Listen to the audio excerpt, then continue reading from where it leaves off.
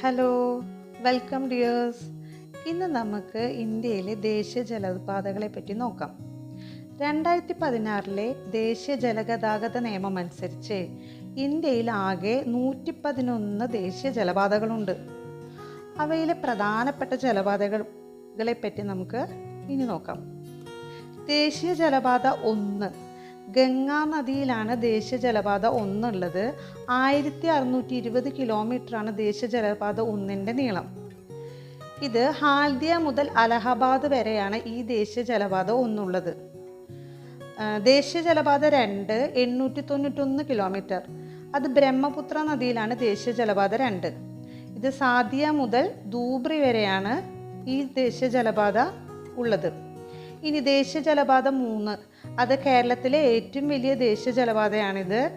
ഇതിന് west cost canal എന്ന് പറയുന്നു. 365 കിലോമീറ്ററാണ് ഈ ദേശീയ ജലപാത 3ൻ്റെ നീളം.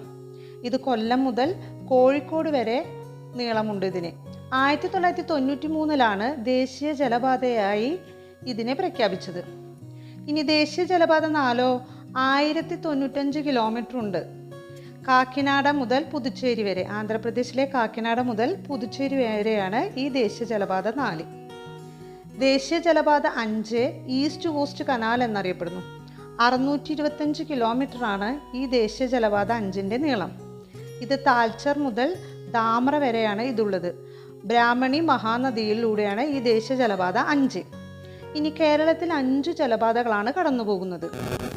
ദേശീയ ജലപാത 3 കൊല്ലം മുതൽ കോഴിക്കോട് വരെയും, ദേശീയ ജലപാത 8 ആലപ്പുഴ മുതൽ ചങ്ങനാശ്ശേരി വരെയും, ദേശീയ ജലപാത 9 ആലപ്പുഴ മുതൽ കോട്ടയം വരെയും, ദേശീയ ജലപാത 13 പൂവാർ മുതൽ ഇരയമ്മൻ തുറ വരെയും, ദേശീയ ജലപാത 59 കോട്ടയം മുതൽ വൈക്കം വരെയുമാണ് ഉള്ളത്.